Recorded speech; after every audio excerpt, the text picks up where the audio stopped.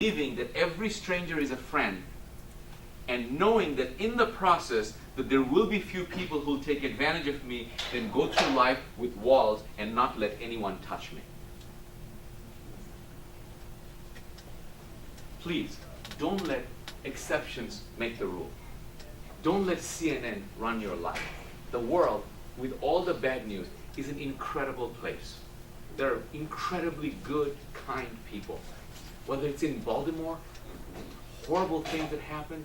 At the same time, there's one mother who saw her son taking part in the looting and grabbed his son from the crowd. That I don't care. That is wrong. Another wrong does not make a wrong right. So that mother had the courage to go and take her son out of and make an example. And those things, good things happen. Communities coming together, all when bad things happen. So understand that there's no right or wrong belief. The question to ask is it empowering or is it limiting? Is it empowering or is it limiting? Now, I say to myself that a stranger is a friend I haven't met yet. Because if I say, is it right or is it wrong, I can find many newspaper examples that will make that's wrong. Stranger is not a friend. But I say to myself, will it empower me in my dealings versus will it limit me? And the answer, I got the right answer. I said, then I need to adopt that as my belief for doing that. But then once belief is not alone, sometimes will, but not always make the shift. Once you know the belief, then you need to move on to number 2, which is strategy. Now is the question of how you do it. What did you do? What are the strategies? And if you want to know what a strategy is, jot down recipe. Simple. And I'm going to give you my recipe. Because you all understand what a recipe is. Because if you just have the recipe and you follow the instructions, you pretty much get the same result. And that's what I'm talking about.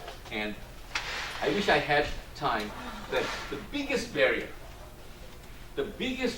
for your success is your blank that is possible. The biggest barrier to your success is your belief that it's possible. It is not the strategy. It is not the strategy. Because I'm going to give you the strategy. I'm going to give you the step by step. And every single week, I'm making money in real estate. Without exception. And so, if you want to do that, you can, with the strategy alone, will not make the shift. That's why I'm investing so much time on the other side, what will really make the difference. And that difference, because after I teach you, give you the formula, I have nothing else to share with you. It's done. After that, it's rinse and what? Repeat. Rinse and repeat. Here's the formula. I don't have any more. You just do it more and you get more. But the personal development, it's what? Ongoing. Every day, you wake up. And somebody asked me this very good question, is that, hey, you know what? Come on, well, how come that attitude is not one time I fix my attitude and I'm done with it? It would have. It will be done if you live in a vacuum chamber. If you live in a like germ-free environment, you go to the lab that's a germ-free and you wear white gloves and stuff, and if you never came out of it, then you'd be fine. You can how can you take showers every day? Not by shower once and be done with it. The answer is because there's dirt out there. And there's dirt from all kinds of sources, from this media, from CNN and everywhere, newspaper, radio, all this dirt coming into your mind, and it starts to create doubts. Doubt is the killer of dreams. Doubt is the killer of dreams. And all these naysayers, you come to here today and you go home and you go, oh yeah, you went to another one of those seminars, huh?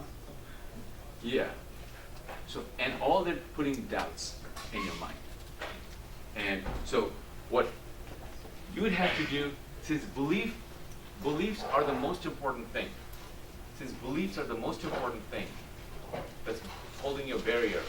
I told you guys that I actually collect beliefs, like people collect things. And I have the good fortune of personally knowing the biggest real estate investors in this country. I have a invitation-only guru mastermind called the Winner Circle, where they come and meet with me, and you have to be invited to come, and it's very, very expensive to join, and it's by design. And so they come, and I get to pick their brain, and they pay. So I pinch myself, I said, it's an awesome deal. And so I'm going to share with you what I found. Why? What are the common things? And not all of them were in all of the people, because I've collected it from different people. So this information you'll never find in any internet or any book, because this is from my own personal. This is not a real estate technique. This is what you cannot see. So the first rule of real estate is price cures all. They believe that price cures all. And I can tell you that, ladies and gentlemen, I have bought houses. The only reason the house was standing is because the termites were holding hands. But there is a price. That house is a deal. No matter how bad the house is, never ever walk away from a deal that I don't want it. No, there's never say I don't want the deal. There is a price that you want the deal. It's maybe it's $100. That if somebody comes to you and says, "Oh, I've got a car wash," you know nothing about a car wash, and says it's $100. How many would you find $100 if you didn't have one? So see, there is a price. That price cures all. Price cures all. I remember that when I got first into real estate, you know how you have LA people don't go to Orange County don't come to LA, and I have to do 2 seminars. I have to do one over there, and same thing in Tampa. That say Tampa, St. Pete, Pinellas County, and Hillsborough County, and I accidentally started buying in Pinellas County, and I didn't want to buy in Hillsborough. And my realtor that I was buying houses from, or one of the sources, brought me a house. They said, "Hey, this guy wants to sell this house. Really motivated. Can you please make him an offer?" I said, "No, I don't want to. I don't want to, because I don't buy it in Hillsborough. I buy in Pinellas. This guy's in. This is. Please. He's motivated. I have to find him a buyer. Please." I thought, I said, "You won't like it." I said, "I didn't want it." So because I didn't want it, I said, just to get rid of it, I said, "All right, $5,000. Here it is. Go." And she comes back and she said, of course, he didn't take $5,000, but he will take $5,200. I said, "What?" I said, "He'll take $5,200. I went to the house. There was a $3,000 brand new AC system. I said, right there alone, the rest of the house is 3-bedroom. And I immediately sold to the RIA president in that for Hillsborough County. I sold it to him for $12,000 the next day. And I was so scared that he's going to back out of the deal if he finds out in one day I sold it for $12,000. I did a double closing. And those of you know what double closing is, just to hide how much I paid. So that 2 separate closing, and then I go back to the meeting. I found out that bugger sold it for $29,000. Next day, I said, "Yeah." I said, "That's why he was the real president, and I was not." And then we became friends. And then he was flipping me his houses in Hillsborough, Pinellas, and I was selling him. So we became friends. He made money from me. So you gotta give me one. So price cures all. Price cures all. Never ask what the condition of the house is. Based on how much taxes are owed, none of the things matters. Only one thing that matters is what is the price. Because at one price, then you can flip it and get out no matter what the price is. Number 2, in real estate, you make money when you buy it. You realize it when you sell it. Because if you buy it wrong, it's at what? Uphill battle from day 1. That's why I said in real estate, you make money when you buy it, you realize it when you sell it. So that's why we do so much homework, so much research about the property before you buy it. Because once you buy it, you're stuck if you don't have the exit strategies lined up. So, money always follows the deal. Money always follows the deal. It's hard to believe for beginner investors that money always follows the deal, because if you think that if money is not chasing you, you may think you have a deal, but you don't. If you have a deal and you can't find money, at least you now know one guy standing before you who will partner with you. But it has to be a deal. And you are one good deal away. You're one good deal away from turning it around. You're one good deal away from quitting your job. You're one good deal away from having 6 months of reserve. You're one good deal away from turning everything around. There are people in this room and outside of this room that tell you that they made money in one deal more than they made in an entire year in their job. And many of you have experience, and the most I made in one deal was about $650,000. And I know it's not you can't live on it, but it's a good start. Here's the thing. It's this empowering belief versus limiting belief. One of my favorite commercials was a FedEx commercial, and in this particular commercial, they show that FedEx sent out a memo to the entire company.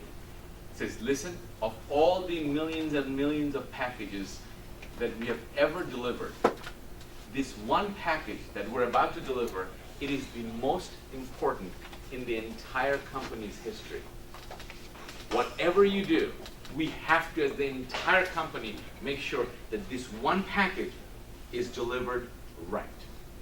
We cannot afford to misplace, misdirect, lose this one package. I don't care about any packages, and they called it the golden package. This golden package. And as the story goes in the commercial, they forgot to label that box. Somebody put it in a brown box and forgot to label the brown box. And how many brown boxes does FedEx deliver? Millions. They went to the warehouse and they see millions and millions of brown box. They have no idea which one is that golden package. So the conclusion is, since they don't know which one is the golden package, they must treat every package as if it is the golden package. So you're one good deal away. You're one seminar away.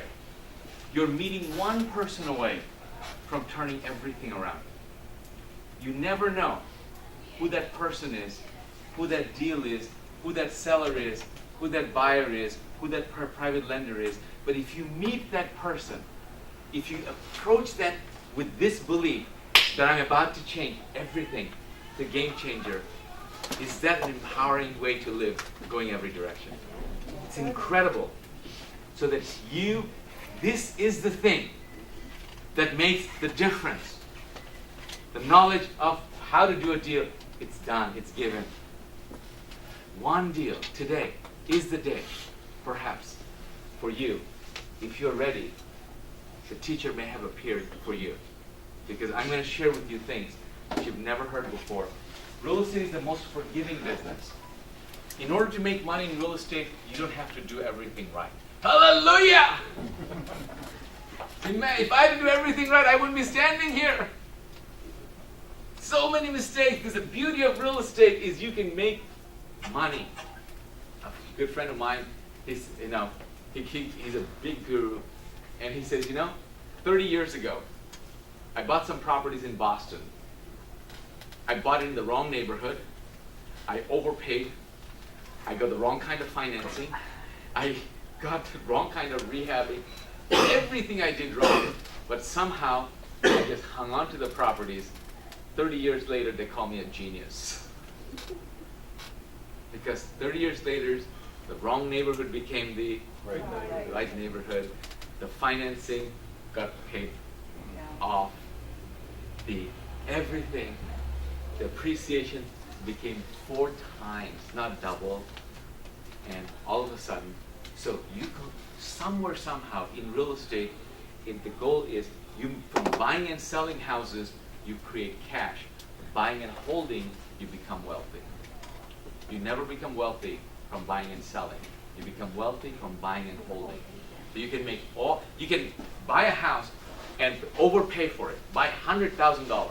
But if you paid $300,000 for a house here, and let's say the house was $200,000, you paid $300,000. But 10 years from now, the house is worth $600,000. Do you even care at that point that you paid $100,000 more? No. All is forgiven. All is forgiven if you can hang on to it. And finally, live where you want to live, but invest where it makes sense. Live where you want to live, but invest where it makes sense. That you cannot, what we buy houses for, what I'm going to be sharing with you, that today, the prices that you can buy houses, you can't even buy an outhouse in California, nowhere, anywhere.